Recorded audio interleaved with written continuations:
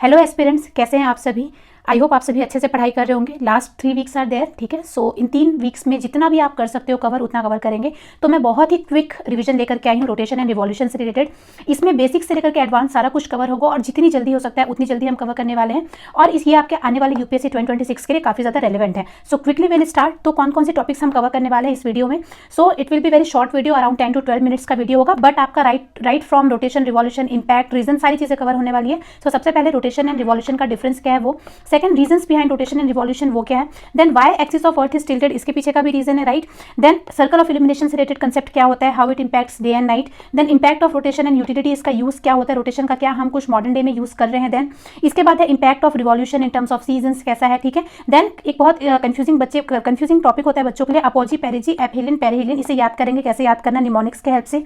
इसके बाद summer solstice and winter solstice, equinox, polar day, midnight sun, ये एक क्रिटिकल टॉपिक होता है, बच्चे थोड़ा सा इसमें कंफ्यूज होते हैं, ये वाला भी आज ही क्लियर करेंगे। एंड लास्ट में combined impact of rotation and revolution on the seasons, on length of day and night, ये सारी चीजें हम आज कवर करने वाले हैं। सबसे पहली बात, अगर हम लोग बोले कि रोटेशन एंड रिवॉल्यूशन में डिफरेंस क्या है, तो जस्ट आप इमेजिन कर लो कि कोई एक चीज़ है जो अपनी ही धुरी पे घूम रही है, जैसे लट्टू घूमता है, राइट, वो अपने एक्सिस पे ही वॉबल कर रहा होता है, ठीक है। So that is nothing but your rotation, ठीक है। इसे आप साइकिल का हब एंड स्पोक मॉडल से भी याद कर सकते हो कि जो हब होता है, सेंट्रल पार्ट ऑफ होता है, वो जो रोटेट हो रहा होता है, एक्सिस के अराउंड हो रहा होता है, उसे हम रोटेशन कहेंगे। रिवॉल्यूशन कोई चीज किसी चीज के अराउंड घूम रही है, ठीक है, मतलब चक्कर काट रही है, ठीक है। So that is nothing but the revolution. जैसे स्पोक्स होते हैं ना साइकिल में, वी हैव लाइक दिस, और ये एक एक्सिस होता है, तो this part, let me highlight it, ये जो पार्ट है ये क्या हो रही है, इस एक्सिस के अराउंड रोटेट हो रही है। लेकिन ये जो है हब एंड स्पोक क्या है, ये सारी ये रिवॉल्व हो रहे हैं इस एक्सिस के अराउंड, ठीक है। सो ये आपका रोटेशन एंड रिवॉल्यूशन हो गया। अच्छा, इंपैक्ट में भी क्विकली देख लेते हैं क्या क्या है। एक तो है डे एंड नाइट होते हैं रोटेशन से, रिवॉल्यूशन से we have different types of seasons. ये तो बिल्कुल ब्रीफ है, अब इसका डिटेल देखते हैं। सबसे पहली बात, अगर मैं रोटेशन की करती हूँ तो हमेशा याद रखना कि रोटेशन जो होता है वहां पर क्या होता है, जो नॉर्थ एंड साउथ पोल होता है ये कभी भी मूव नहीं करते जब अर्थ रोटेट करती है। क्यों, देखो हमेशा याद रखना कि north and south pole axis of earth से होकर के गुजरते हैं। और एक्सिस का जो डेफिनेशन है, it is straight line between two stationary point, ठीक है। अच्छा, मैंने ये क्यों कहा कि नॉर्थ एंड साउथ पोल कभी मूव नहीं करते, क्योंकि याद रखना कि अर्थ का जो शेप है वो स्फेरिकल शेप है, राइट। सो सेंटर में जो इक्वेटर है, यहाँ पर इसकी स्पीड सबसे ज़्यादा मैक्सिमम होगी, ठीक है। और जैसे जैसे हम लोग ऊपर जाते हैं स्पीड इसकी कम होती जाती है, और जैसे ही आप पोल के पास में जाओगे पोल ऑलमोस्ट स्टेशनरी होता है। रोटेशन का मतलब क्या है कि आप रोटेट कर रहे हो, राइट। जब आप रोटेट कर रहे हो तो आप एक जगह से घूम करके वापस सेम जगह पर आ रहे हो, इसी को रोटेशन आप बोलोगे। लेकिन पॉइंट में पोल जो है exact north and south pole, वो तो क्या है, एक पॉइंट ही है, तो वो एक्चुअल में स्टेशनरी होते हैं। इसीलिए जो लाइन है, एक्सिस है, वो नॉर्थ एंड साउथ पोल से होकर के जाती है, ठीक है। तो ये वाला पॉइंट आपका क्लियर हो गया। एक और बात याद रखना कि एक्सिस का डेफिनेशन भी आपको ध्यान में रखना है कि स्टेशनरी पॉइंट्स होते हैं, इसीलिए हम लोग नॉर्थ एंड साउथ पोल बोलते हैं। अब बात करते हैं हम लोग, the angle between axis of rotation and orbital plane is 66.5 degree. देखो, जब भी हम लोग ऑर्बिटल प्लेन की बात करते हैं तो orbital plane is a plane in which earth orbits और रिवॉल्व अराउंड द सन। मतलब कि अगर आपने एक टॉय ट्रेन, आप इमेजिन करो, टॉय ट्रेन है सेंटर में, ठीक है, और सॉरी सेंटर में आपका कुछ एक वी कैन से अ बॉल इज देयर, ठीक है, और इसके अराउंड ये जो है टॉय ट्रेन जो है रोटेट कर रही है। तो टॉय ट्रेन जिस प्लेन में रोटेट कर रही है, that plane is nothing but the orbital plane, ठीक है। आप जब भी स्पेस से अर्थ को देखोगे तो आपको अर्थ एक ऑर्बिटल प्लेन में मूव करते हुए दिखती है, ठीक है। सो उसे हम लोग ऑर्बिटल प्लेन कहते हैं। और ये याद रखना, the angle between axis of rotation and orbital plane is 66.5 degree. अच्छा, can you see this one is the orbital plane, ये वाला आपका ऑर्बिटल प्लेन है। इस प्लेन के सराउंडिंग ही क्या कर रही है, अर्थ क्या कर रही है, रोटेट कर रही है, राइट। सो ऑर्बिटल प्लेन और आपका जो एक्सिस ऑफ अर्थ है उसके बीच में 66 डिग्री। देखो, एक्सिस ऑफ अर्थ याद रखना हमेशा 23.45 डिग्री से क्या है, टिल्टेड है फ्रॉम द नॉर्मल। नॉर्मल जितना होना था, नॉर्मल क्या होना चाहिए, एक्सिस ऑफ अर्थ क्या होना था, स्ट्रेट होना चाहिए था, ठीक है, बट ये टिल्टेड है बाय 23.45 डिग्री। अच्छा, जब ये नॉर्मल होता तब ऑर्बिटल प्लेन के साथ में कितनी डिग्री बन रही होती, ऑर्बिटल प्लेन के साथ बन रही होती भाई 90 क्या बोल रही हूँ मैं, 90 डिग्री, राइट, 90 डिग्री है ना। लेकिन सिंस ये 23.45 डिग्री टिल्टेड है, तो आपका जो अर्थ है, जो अर्थ का जो एक्सिस है, उसका ऑर्बिटल प्लेन के साथ एंगल भी क्या हो जाएगा, रिड्यूस हो जाएगा बाय 23.45। इसीलिए हम कहते हैं कि 66.5 डिग्री, क्योंकि 90 minus 23.45 is nothing but around 66.5 degree, right. So इसीलिए हम लोग कहते हैं कि एक्सिस, ये आपका एक्सिस है और ये ऑर्बिटल प्लेन है, इनके बीच का जो एंगल है दैट इज 66, ठीक है, क्योंकि 66 और 23 जब आप ऐड करोगे तो अराउंड 90 ही आ जाएगा। अब बात करते हैं कि angle of tilt of the axis of rotation from its normal position is equal to 23.5 degree. मैंने बताया था जो नॉर्मल होना चाहिए था उससे ये टिल्टेड है। कितने डिग्री से टिल्ट है, याद रखना, टिल्ट एग्जाम में यहाँ पर कंफ्यूजन हो सकता है। टिल्ट कितना है नॉर्मल से, 23.45, लेकिन अगर एक्सिस ऑफ अर्थ कितना डिग्री एंगल बना रहा है ऑर्बिटल प्लेन से, दैट इज 66.5। ये क्लियर रहेगा। चलें, अब याद रखते हैं, डायरेक्शन याद रख लेना, ये बहुत फैक्चुअल डेटा है। वेस्ट टू ईस्ट रोटेट करती है, इसीलिए अरुणाचल प्रदेश में सनलाइट पहले दिखती है as compare to Gujarat. Arunachal Pradesh eastern most extension of India, Gujarat western most extension. Comment में मुझे बताना कौन कौन से extreme east and west, north and south points हैं इंडिया के। कुछ इंदिरा से रिलेटेड है, कुछ गुहार मोती है, मुझे कमेंट में बताओ, ठीक है। तो चलो, पीरियड ऑफ रोटेशन सबको पता है, 24 घंटे में अर्थ क्या करती है, रोटेट करती है, जहां से शुरू होती है वहीं पर आकर के वो खत्म होती है, ठीक है। So period of rotation is nothing but your 24 hour. अच्छा, एक और बात याद रखिएगा कि ज्योग्राफिकल पोल, ये बहुत बस प्रीलिम्स के पर्सपेक्टिव से याद रखना, ज्योग्राफिकल पोल जो नॉर्थ एंड साउथ पोल है वो क्या है, वो स्टेशनरी, वो कभी चेंज नहीं होते हैं, ठीक है। मैग्नेटिक पोल, जो magnetic north and magnetic south है, क्यों, because by the virtue of your magnetic field का प्रेजेंस ओवर द अर्थ। क्यों मैग्नेटिक फील्ड है अर्थ में, because of the presence of iron and निकल एट द सेंटर और core of the earth, ठीक है। सो मैग्नेटिक फील्ड में भी आपका हमेशा नॉर्थ एंड साउथ पोल होता है। ये क्या होता है, ये मूव करता है, ठीक है, और ये कभी कभी क्या होता है, रिवर्स हो जाता है over a period of time, ठीक है। सो मैग्नेटिक पोल मूव करता है। ज्योग्राफिकल पोल, जहां पे नॉर्थ पोल है वो तो हमेशा वहीं पे रहने वाला है। रोटेशनल पोल जो है, जहां पर जिस एक्सिस में रोटेट करी, ये स्लाइटली मूव करती है। जब भी आप, जब टेबल टॉप या फिर जिसे आप लट्टू कहते हैं, उसे जब आप घुमाओगे तो क्या होगा, हल्का सा वो ऊपर से भी वॉबल करती है। तो रोटेशनल पोल याद रखना वॉबलिंग नेचर का होता है। मैग्नेटिक पोल रिवर्स भी हो जाती है, ये मूव करती है, और ज्योग्राफिकल पोल जो है वो स्टेशनरी है, ठीक है। एक बार अगर आपने ये टॉपिक यहाँ से कर लिया, इसके बाद और कोई भी सोर्स रेफर करने की जरूरत नहीं है, सारे के सारे यहीं से आपके क्लियर होने वाले हैं। अब बात करते हैं रीजन ऑफ टिल्ट। देखो हुआ क्या था कि अर्थ नॉर्मली, ऐसा कहा जाता है कि अर्थ जो है नॉर्मली अपने अर्थ का एक्सिस जो था वो ऑर्बिटल प्लेन के साथ में बिल्कुल परपेंडिकुलर था, मतलब 90 डिग्री एंगल बनाता था। But then comes a Mars size protoplanet जिसका नाम था थिया। इसने अर्थ को क्या किया, हिट किया, और जब अर्थ को इसने हिट किया तो कुछ पार्ट बाहर की तरफ गया, टुकड़ा होकर के टूट करके बाहर की तरफ गया, और ये जो टूटे हुए पार्ट है इसी से क्या बना, आपका मून बना, ठीक है। और जो अर्थ ने जब इसे हिट किया, अर्थ को जब प्रोटोप्लैनेट ने हिट किया, तब क्या हुआ, एक्सिस जो था वो अर्थ का एक्सिस शिफ्ट हो गया बाय 23.45 डिग्री। इसी वजह से अर्थ का एक्सिस में टिल्ट है, ये ऐसा कहा जाता है, नासा के हिसाब से भी यही कहना है, ठीक है। So earth axial tilt currently about 23.5 degree is primarily believe to be the result of massive collision with the Mars size protoplanet name Theia, ये याद रखना, ठीक है। Knocking it on to the side, ठीक है, साइड से इसे hit किया था। An event also responsible for creation of moon, तो ये वाला पॉइंट भी आप याद रखेंगे, राइट। अब बात करते हैं मॉडर्न एक्सिस शिफ्ट की। तो मॉडर्न एक्सिस शिफ्ट में एक रीजन है आपका क्लाइमेट चेंज। क्लाइमेट चेंज के कारण भी क्या होता है, आपका एक्सिस में शिफ्ट आता है, क्यों, क्योंकि क्लाइमेट चेंज के कारण क्या हो रही है, आपकी ग्लोबल वार्मिंग के कारण आपकी क्या हो रही है, ग्लेशियर्स मेल्ट हो रही है। जब भी ग्लेशियर मेल्ट होगी तो हमेशा क्या होगा, याद रखना, वहां से the glaciers, the water is actually moving away from the polar region, और इसकी वजह से क्या हो रहा है, मास में चेंजेस हो रहे हैं, और जब मास में चेंजेस होंगे तो ऑफकोर्स एक्सिस में भी डिफरेंस आता है। ये हमेशा याद रखना, अगर टेबल टॉप का जो अगर थोड़ा सा भी अगर मास चेंज करोगे तो उसका एक्सिस चेंज हो जाएगा, ठीक है। सो ये आपका हुआ। इसके बाद में सेकंड है एक्सेसिव ग्राउंड वाटर पंपिंग। जब भी बहुत एक्सेसिव ग्राउंड वाटर पंपिंग होगी तब अगेन मास में डिफरेंस आ रहा है, ठीक है, जो ओवरऑल मास ऑफ द अर्थ है उसमें डिफरेंस आ रहा है पंपिंग की वजह से, और इस वजह से क्या हो रही है, आपकी अगेन जो एक्सिस है अर्थ की एक्सिस वो टिल्ट होती हुई दिखती है। तो क्रक्स ये है कि अर्थ की एक्सिस एक तो आपकी थिया प्रोटोप्लैनेट के कारण हुई, दूसरा एक इसका एक और रीजन है क्योंकि जब भी मास में कोई भी चेंज आएगा अर्थ के तो एक्सिस भी ऑटोमेटिकली चेंज हो जाता है। Am I clear with this? तो चलिए आगे बढ़ते हैं। अब बात करते हैं कि वाई इज अर्थ स्पिनिंग। देखो जब नेबुलर हाइपोथेसिस के टाइम पे, जब मैंने आपको बताया भी था कि जब अर्थ का फॉर्मेशन हुआ था तो पूरा का पूरा जो डिस्क था वो रोटेट कर रहा था, ठीक है, स्पिनिंग नेबुला था। सो इसी वजह से क्या हो रहा था, एंगल ऑफ मोमेंटम को बचाने के लिए, प्रिजर्व करने के लिए क्या हो रहा है, कंटिन्यूसली अर्थ भी अभी भी स्पिन कर रही है। एंगल ऑफ मोमेंटम कुछ नहीं होता है, मीन्स जब तक एक्सटर्नल फोर्स का एप्लीकेशन ना हो जाए तब तक जैसी जो चीज मूवमेंट है वो मूवमेंट में ही रहेगी, जो चीज रुकी हुई है वो रुकी हुई ही रहेगी। इसीलिए ये क्या हो रही है, अर्थ अभी भी स्पिन कर रही है। अब अगर बात करते हैं impact of rotation of earth, तो देखो एक तो होता है occurrence of day and night, जो दिन और रात हो रही है वो हमेशा किस लिए हो रही है, आपकी रोटेशन ऑफ अर्थ की वजह से हो रही है। और इसके पीछे का रीजन क्या है, इसके पीछे का कंसेप्ट है सर्कल ऑफ इलिमिनेशन। देखो ये आपका अर्थ जो है, अर्थ का जो शेप है that is oblate spheroid, right, but practical purpose के लिए हम इसे स्फेयर के जैसा ट्रीट करते हैं। अब कोई भी गोल 3D बॉडी है उसे आप अगर किसी भी सोर्स ऑफ लाइट के सामने रखोगे तो एक्जैक्टली हाफ जो रहेगा वो क्या होगा, लिट जोन होगा, जहां पर आपको रोशनी मिलेगी, और ये वाला आपका डार्क जोन होगा। जहां पर रोशनी मिल रही होती है वहां पे हम अर्थ में क्या करते हैं, डे विटनेस करें, और जहां पर नहीं मिल रही है वो क्या होता है, आपका नाइट होता है। और जो ये लाइन है जो डे एंड नाइट को डिवाइड करती है इसे ही हम सर्कल ऑफ इल्यूमिनेशन कहते हैं। आई होप आपको क्लियर हो गया होगा। सो circle of illumination is responsible for occurrence of day and night. In a way day and night क्यों अकर हो रही है, because of rotation of the earth. Clear है? तो चलिए अब आगे बढ़ते हैं। अब बात करते हैं लीनियर स्पीड। देखो यहाँ से क्वेश्चंस बन सकते हैं, ऐसा मुझे लगता है, क्योंकि ये थोड़ा सा अच्छा टॉपिक है। देखो लीनियर स्पीड मैंने आपको कहा था कि जो पोल है वो बिल्कुल स्टेशनरी होता है, और वैसे ही जब मैं पोल से इक्वेटर की तरफ आऊंगी तो इक्वेटर में स्पीड सबसे ज्यादा मैक्सिमम रहती है। एक बहुत ही ईजी से कंसेप्ट के साथ में समझो इस चीज को। सपोज रोटेशन करने का मतलब क्या होता है, मैं इस तरीके से रोटेट कर रही हूँ, मतलब मैं जहां से शुरू हो रही हूँ मैं वहीं पर आ रही हूँ, तभी आप उसे रोटेट बोलोगे, ठीक है। अच्छा जब मैं रोटेशन जब हम कर रहे हैं तो रोटेशन में याद रखना कि सपोज करो कि आप यहाँ पर खड़े हो, इक्वेटर है, दिस इज द इक्वेटर, आप यहाँ पर खड़े हो। अब आपको एक चक्कर लगाना है, रोटेट करना है, ठीक है, अपने एक्सिस में ही आपको क्या करना है, रोटेट करना है, घूमना है। तो मतलब कि आपको क्या करना पड़ेगा, सपोज आपने यहाँ से स्टार्ट किया, पूरे अर्थ से आपने घूमा और वापस आप यहाँ पर आए, तो ये आपका 1 रोटेशन कंप्लीट हुआ। अच्छा जब मैं यहाँ पर कर रही हूँ और सपोज करो मैं यहाँ पर कर रही हूँ, ठीक है, एक और मैं पेन का कलर चेंज कर देती हूँ।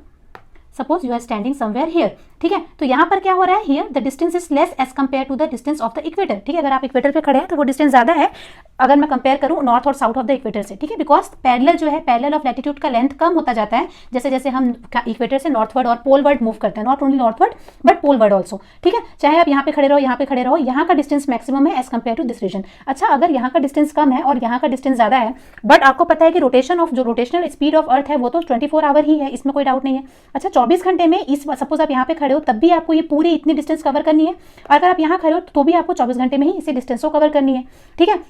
तो अगर आपके पास में ज़्यादा टास्क है, टाइम कम है, तो आप क्या करोगे, ज़्यादा जल्दी करोगे। अगर आपके पास में कम टास्क है और टाइम सेम है as compare to the person with more work, ठीक है, तो आपकी स्पीड रिलेटिवली आप कम कर दोगे, ठीक है। तो इसीलिए सिंस यहाँ पे ज़्यादा डिस्टेंस कवर करना पड़ता है और 24 आवर में ही कवर करना है, तो इक्वेटर सबसे ज़्यादा फास्ट रोटेट करता है, लेकिन जैसे जैसे हम नॉर्थवर्ड डायरेक्शन और southward direction towards the pole move करते हैं, ये रोटेशन ऑफ अर्थ जो है वो आपकी क्या होती है, और we can say rotation speed जो होती है वो कम होती जाती है, ठीक है। सो याद रखना कि जो अर्थ है, अर्थ की जो लीनियर स्पीड है वो आपकी मैक्सिमम है कहाँ पर, इक्वेटर के पास में। इक्वेटर के पास में अर्थ सबसे तेज मूव करेगा और जैसे जैसे आप इक्वेटर से दूर जाते जाओगे इन द पोलवर्ड डायरेक्शन, जो स्पीड है वो कम होती चली जाएगी। एक्जैक्टली पोल पे ये स्पीड 0 होती है, that is why axis north and south pole से पास होता है, ठीक है। अच्छा, एक और रीजन है, आपको पता होगा कि जितने भी वर्ल्ड के सबसे अच्छे जो बेस्ट डेवलप्ड जो रॉकेट लॉन्चिंग सेंटर्स है, ये सारे आपके ईस्टर्न कोस्ट में है। ये क्यों? देखो, मैंने आपको इस पॉइंट में बताया था कि जो अर्थ का जो रोटेशन है उसकी जो डायरेक्शन है that is from west to east. अच्छा, मैंने कहा कि अरुणाचल प्रदेश पहले सनलाइट देखती है क्योंकि वो जल्दी मूव करती है, तो देखो अर्थ जब भी वेस्ट टू ईस्ट मूव कर रही है तो क्या हो रहा है, इसे एक एक्स्ट्रा थ्रस्ट मिल रहा होता है।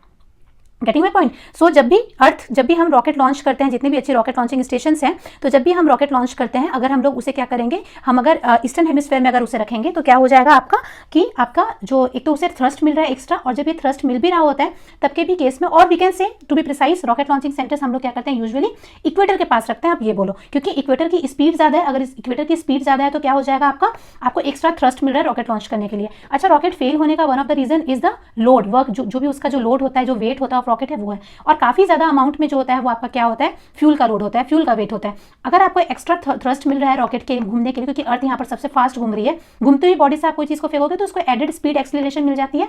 जब आपको ये मिल रही है तो आपको रिलेटिवली फ्यूल कम लगेगा। अच्छा, फ्यूल कम लगेगा, इसका मतलब जो रॉकेट का जो वेट है वो भी कम हो जाएगा, तो chances of failure of rocket will also भी रिड्यूस्ड। अब बात करते हैं ईस्टर्न कोस्ट से ही क्यों लॉन्च कर रहे हैं हम लोग, क्योंकि अर्थ वेस्ट टू ईस्ट रोटेट कर रही है। सपोज करो, भगवान ना करे कि कभी अगर ये रॉकेट फेल हो गई, आपने सपोज वेस्ट से लॉन्च किया और ये रॉकेट फेल हो गई, तो ये कहाँ पर जाके घूमेगी, गिरेगी, क्योंकि अर्थ तो वेस्ट टू ईस्ट गिर रही, रोटेट कर रही है। तो सपोज अगर आपने यहाँ से रॉकेट लॉन्च किया और अगर वो फेल हुई तो वो कॉन्टिनेंट पे आके ही गिरेगी, राइट। सो इसी से बचने के लिए क्या होता है, ईस्टर्न कोस्ट में से हम लोग लॉन्च करते हैं, so that even if it fails it will fall over the ocean. So आपकी क्या हो जाएगी, जो लाइफ एंड प्रॉपर्टी को डैमेज कम हो जाता है, ठीक है। सो आई होप आपको पता होगा कि इक्वेटर के पास में हम क्या करते हैं, रॉकेट लॉन्चिंग स्टेशन बनाते हैं, और ईस्टर्न कोस्ट से हम लॉन्च करते हैं। क्यों? क्योंकि अगर फेल हो गया तो कहाँ पे, ओशन में गिरेगा, सो इससे क्या हो जाएगा, नुकसान नहीं होगा। बेस्ट लोकेशन जो है आज तक का बहुत अच्छा, जहाँ पे वेल डेवलप्ड है, जहाँ पे बहुत अच्छा थ्रस्ट मिलता है, that is in the Kourou region, ठीक है। कोरवू रीजन फ्रेंच गुयाना के पास में है, ठीक है। तो यहाँ पर बहुत अच्छा क्या है, रॉकेट लॉन्चिंग स्टेशन है। इवन इंडिया भी कभी कभी जो हैवियर रॉकेट्स होते हैं वो यहाँ से लॉन्च करता है। आई होप आपको ये समझ में आ रहा होगा, ठीक है। तो चलो ये वाला पॉइंट भी हो गया। So with this your rotation topic is complete. Now we will move towards the revolution. अच्छा, जब रिवॉल्यूशन की मैं बात करती हूँ, रिवॉल्यूशन का मतलब क्या होता है, किसी चीज़ के आप इर्द गिर्द घूम रहे हैं, चक्कर लगा रहे हैं, तो अर्थ क्या करती है, सन के अराउंड रिवॉल्यूशन करती है। क्यों कर रही होती है, क्योंकि ग्रेविटेशनल पुल है ना, ग्रेविटेशनल पुल है, एक ऑर्बिट फिक्स है और इसी ऑर्बिट में वो घूम रही होती है, ठीक है। और एक और बात याद रखना कि क्यों सन इसे अपनी तरफ खींच नहीं लेता, अगर सन इतना ज़्यादा स्ट्रांग है तो वाई, बिकॉज अर्थ का भी अपना मास है, एंड यूजुअली जो सन का ग्रेविटेशनल पुल है it is more or less same as compare to earth का आपका we can say centripetal force, ठीक है। सो जब ये दोनों बैलेंस होती है इसलिए क्या हो रहा है, ये घूम रहा है। हाउएवर एक्जैक्टली सेम नहीं होता है, कुछ डिफरेंस होता है, दैट इज वाई ऑर्बिट जो है अर्थ का वो इलेप्टिकल ऑर्बिट है। कभी कभी ग्रेविटेशनल पुल कम हो जाता है और सेंट्रीपिटल फोर्स ज्यादा हो जाता है, कभी कभी ग्रेविटेशनल पुल ज्यादा हो जाता है और सेंट्रीपिटल फोर्स कम हो जाता है। सेंट्रीपिटल फोर्स कब लगता है, जब भी कोई चीज़ क्या करिए, अगर आप इसे ऐसे रोटेट कर रहे हो, रिवॉल्व कर रहे हो, तो बाहर जाने की जो टेंडेंसी होती है, ठीक है, इंस्टेंटेनियस वेलोसिटी होती है, तो वो उसलिए है, ठीक है। सो ये वाला पॉइंट भी याद रखना। और तो चलिए आप मूव करते हैं रिवॉल्यूशन की तरफ। तो देखो, जब भी रिवॉल्यूशन होता है ना, तो याद रखना रिवॉल्यूशन किसी चीज़ के अराउंड होता है, और अर्थ जो है वो सन के अराउंड रिवॉल्व कर रही है। क्यों कर रही है, क्योंकि because it is a kind of we can say smaller body as compare to the sun का साइज। तो ग्रेविटेशनल पुल है किसका, सन का। अच्छा, ग्रेविटेशनल पुल है सन का, तो ये क्या हो रहा है, आपका सेंटर की तरफ लगता है। लेकिन और हमेशा याद रखना, सिंस से चक्कर काट रही है इसके, तो क्या हो रहा है, जब भी कोई चीज़, अगर आपने एक स्टोन अपने हाथ में लिया और एक रोप अपने हाथ में लिया और एक कॉर्नर में आपने स्टोन से फिट किया, सपोज आप यहाँ पे खड़े हो, राइट, और आपने एक रोप पकड़ा हुआ है और एक आप क्या कर रहे हो, इसमें एक स्टोन बांधे हुए हो, अब आप इसे कंटिन्यूसली घुमा रहे हो। जैसे ही आप इसे छोड़ोगे ये सीधा ऐसे डायरेक्टली निकलेगी, इसे हम कहते हैं इंस्टेंटेनियस वेलोसिटी। तो एक फोर्स होता है अर्थ की तरफ से जो है इंस्टेंटेनियस वेलोसिटी, और एक है आपका ग्रेविटेशनल फोर्स। टेक्निकली इनको क्या होना चाहिए, बैलेंस होना चाहिए, लेकिन कभी कभी ग्रेविटेशनल फोर्स ऑफ सन ज़्यादा हो जाता है as compare to the instantaneous velocity, कभी कभी ये वेलोसिटी ज़्यादा हो जाती है as compare to the gravitational force. इसी वजह से जो अर्थ का जो ऑर्बिट है वो परफेक्ट स्फेयर नहीं है, वो ऑर्बिट इलेप्टिकल है, क्योंकि बिकॉज ऑफ द डिसबैलेंस और we can say variation in the gravitational pull of sun and instantaneous velocity of the earth. ठीक है, अगर आप यहाँ पे देखोगे ग्रेविटेशनल पुल कम हो जा रही है, इंस्टेंटेनियस वेलोसिटी ज़्यादा हो जा रही है, इसलिए अर्थ और सन के बीच में डिफरेंस ज़्यादा हो जा रहा है। क्यों? क्योंकि अर्थ का जब इंस्टेंटेनियस वेलोसिटी ज़्यादा है तो क्या करेगी, अर्थ बाहर की तरफ जाने की ज़्यादा कोशिश करेगी। कभी कभी ग्रेविटेशनल पुल ज़्यादा हो जाता है, इसलिए अर्थ सन से क्लोज है और इंस्टेंटेनियस वेलोसिटी जो होती है वो कम हो जाती है। ठीक है, सो इसलिए याद रखना इलेप्टिकल ऑर्बिट का कंसेप्ट भी आपको क्लियर हो गया। किस डायरेक्शन में मूव करती है, ये काउंटर क्लॉकवाइज डायरेक्शन में मूव करती है, हमेशा याद रखना काउंटर क्लॉकवाइज। ठीक है, कितना टाइम लगता है, 365 डेज 5 आवर्स 48 मिनट, और इसी की वजह से क्या बन रहा है, आपका एक लीप ईयर बनता है एवरी 4 ईयर। ठीक है, चलिए आगे चलते हैं।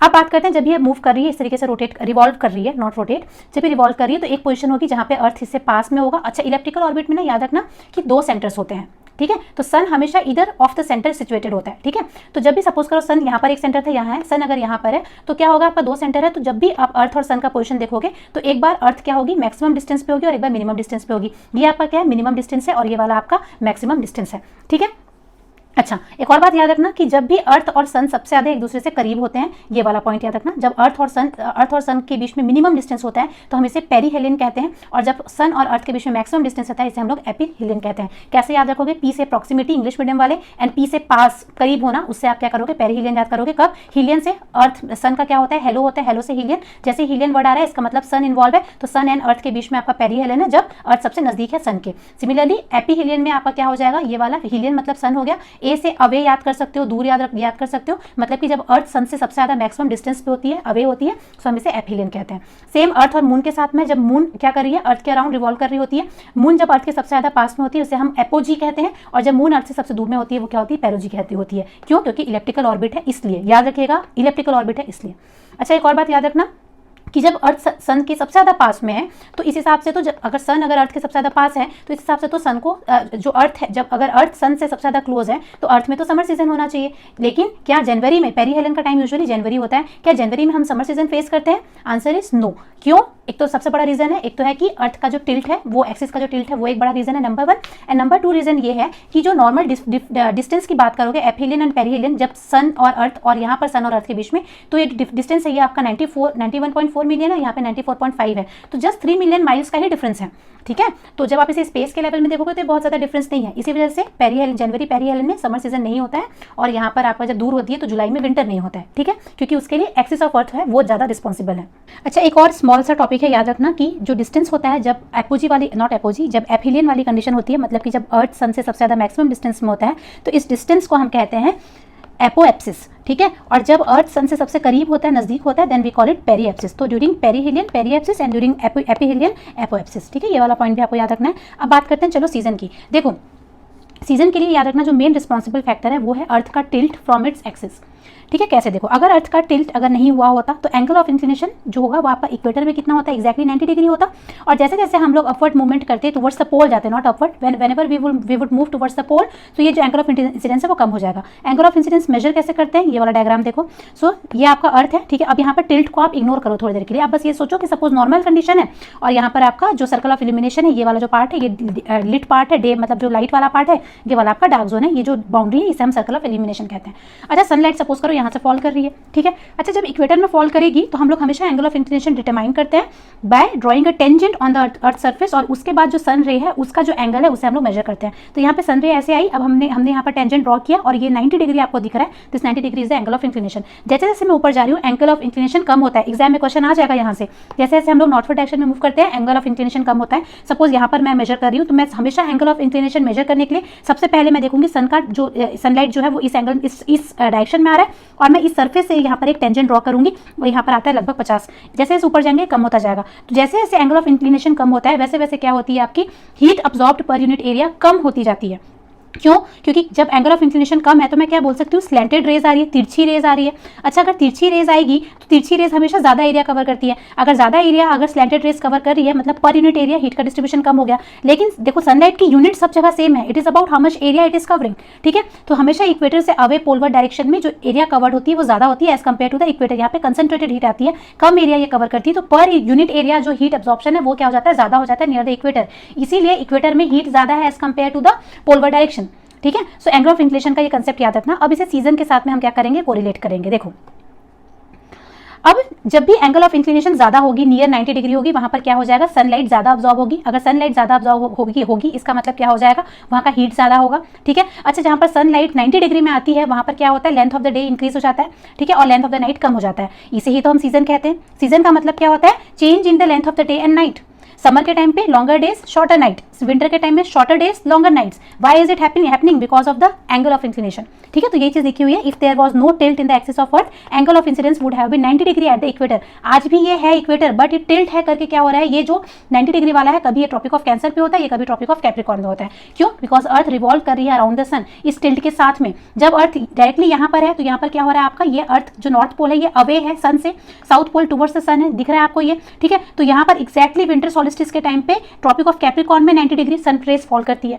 लेकिन जब इक्विनॉक्स में होता है तब क्या होता है, आपकी जो इक्वेटर होती है इक्वेटर पे 90 डिग्री फॉल करती है। इसीलिए इक्विनॉक्स में क्या होता है, इक्विनॉक्स से इसका मतलब क्या है, equal length of day and night. यहाँ पर जो समर विंटर वाले टाइम पे लेंथ ऑफ द डे क्या होगी आपकी, नदर्न हेमिस्फीयर में कम होगी, सदर्न हेमिस्फीयर में ज्यादा होगी। अगेन समर सॉलिस्टिस के टाइम पे क्या हो जाएगा, एंगल ऑफ जो इंक्लिनेशन है वो सनलाइट का 90 डिग्री होता है। कहाँ पे, ट्रॉपिक ऑफ कैंसर पे। जहाँ पे ट्रॉपिक ऑफ कैंसर पे 90 डिग्री ज्यादा होगा, इसका मतलब क्या हो जाएगा, इस टाइम पे यूजुअली अर्थ मैक्सिमम टिल्टेड है towards the sun. Getting my point, summer solstice के टाइम पे नदर्न हेमिस्फीयर मैक्सिमम टिल्टेड होता है। इसके बाद जैसे जैसे अर्थ ऐसे मूव करेगी वैसे वैसे क्या हो जाएगा, आपका जो ये जो 90 डिग्री जो एक्जैक्टली ट्रॉपिक ऑफ कैंसर पे पड़ रहा था वो वापस कम होता चला जाएगा, नीचे की तरफ मूव करना चालू हो जाएगा from Tropic of Cancer to Tropic of Capricorn.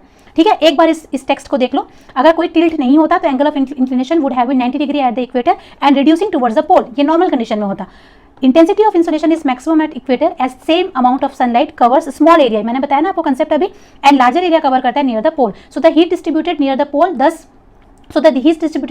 thus intensity of sunlight is lesser near the poles as compared to equator। ये हो गया आपका एंगल ऑफ इंक्लिनेशन का कंसेप्ट। अब change in the season is because of the mainly variation in the length of the day and the night which is dependent on the angle of inclination. ये समझ में आ रही है बात?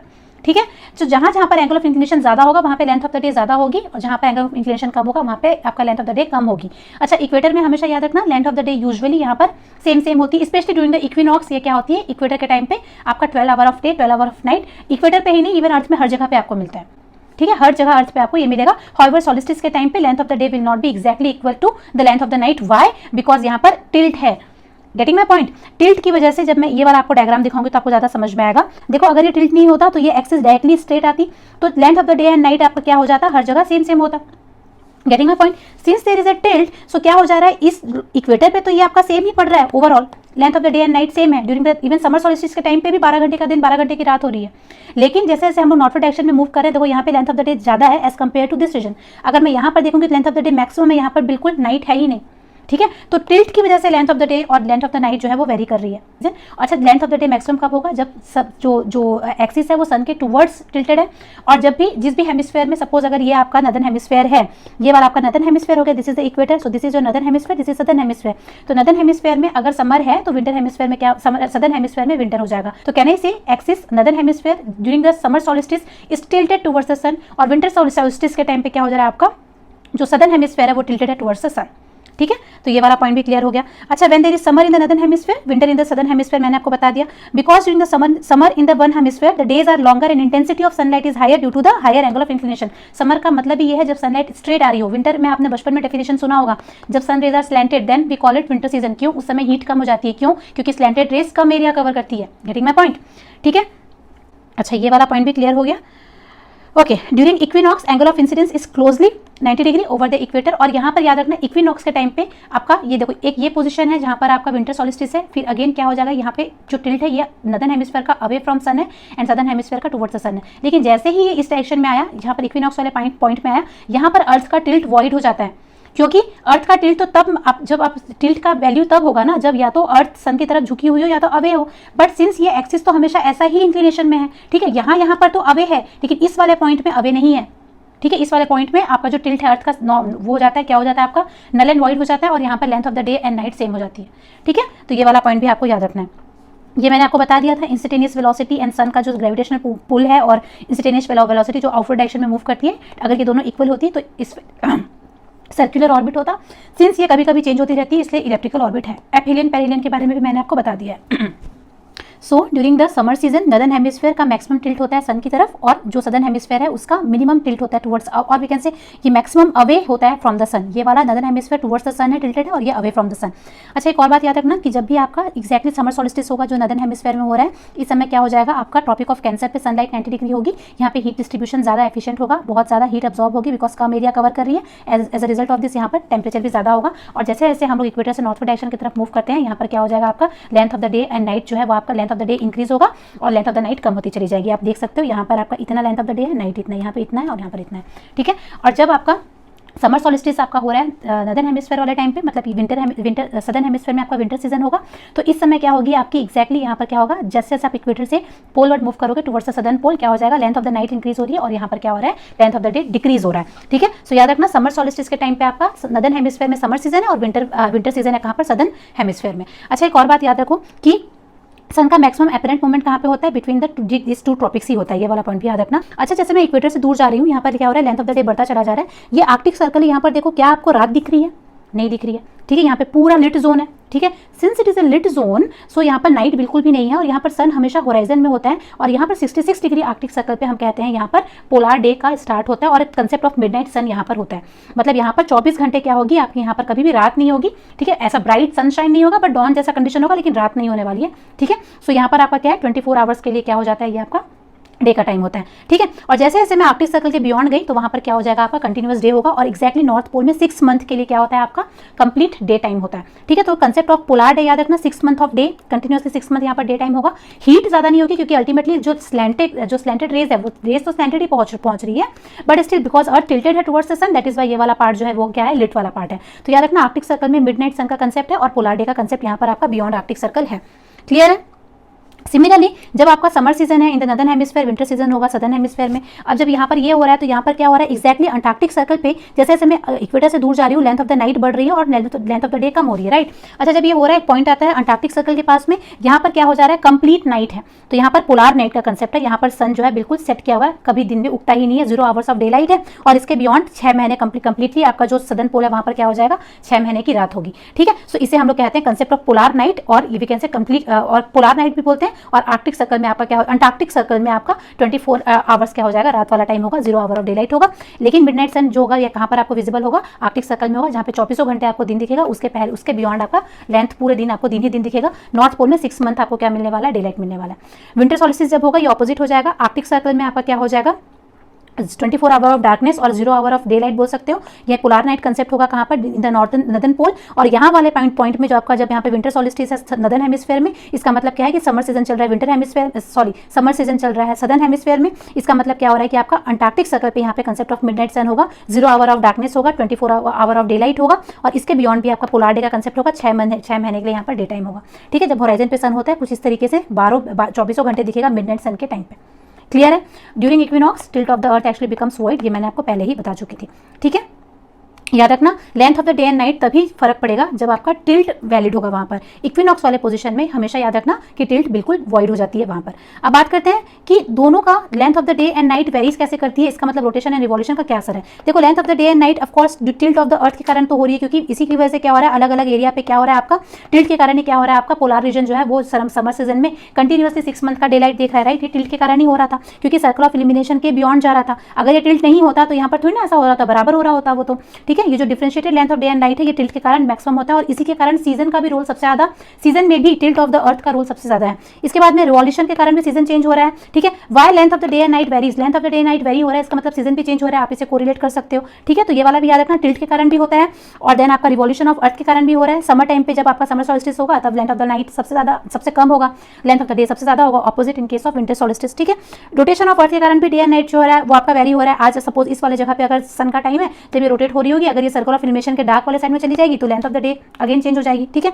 Summer के समय में लॉन्गर डे शॉर्टर नाइट होता है, विंटर के समय में शॉर्टर डे लॉन्गर नाइट होता है, मैंने आपको बताया था। Equator will always get 24 hour of day and night each, क्योंकि टिल्ट जो है यहाँ पर क्या हो रही है आपकी, नलिफाइड हो जा रही है, ठीक है। As actual tilt of the earth coincide with the hypothetical axis, अगर आप मैं इसको जूम आउट करूँ, जूम इन करूँ तो आपको दिख रहा है कि यहाँ पर आपका ये आपका लाइन है किसका, सर्कल ऑफ इल्यूमिनेशन का, ये आपका टिल्ट का लाइन है। एक्जैक्ट जहाँ पे ये दोनों एक दूसरे को इंटरसेक्ट करते हैं वो वाले पॉइंट में ये कहाँ पर आ रहा है, यहाँ पर इस वाले पॉइंट में क्या हो रहा है आपका, ये एक्चुअली सर्कल ऑफ इल्यूमिनेशन पे ही ये पॉइंट फॉल कर रही है, और यहाँ पर 12 घंटे के दिन 12 घंटे की रात होती है। इक्विनॉक्स में अर्थ में हर जगह 12 घंटे के दिन 12 घंटे की रात होगी, ठीक है। समर सॉल्स्टिस वाले टाइम पे क्या हो जाएगा, angle of inclination incidence is actually 90 degree, ठीक है, at the Tropic of Cancer. Winter वाले टाइम पे इसका ऑपोजिट हो जाएगा, ठीक है। So with this your entire southern hemisphere, northern hemisphere में समर विंटर कैसा होगा, रोटेशन, सारी चीज़ें हमने कवर कर ली है। और ये वाला पॉइंट याद रखना, इस पर क्वेश्चन ऑलरेडी आया हुआ है। और याद रखना सीजन में सबसे बड़ा रोल किसका है, टिल्ट का है, इस रिवॉल्यूशन का भी और रोटेशन का, लेकिन टिल्ट बहुत बड़ा रोल प्ले करता है। ये लेक्चर आपको कैसे लगा कॉमेंट में जरूर बताना, और मैंने और भी काफ़ी सारे revision video short and long दोनों अपलोड किए हुए हैं, एक बार अगर आपने नहीं देखा होगा तो वो भी देख लेना, it will help you in the revision a lot, ठीक है। I will see you in the next lecture, till then take care, बिल्कुल टाइम वेस्ट मत करो, अभी जितना पढ़ाई कर सकते हो उतनी पढ़ाई करो। Thank you so much.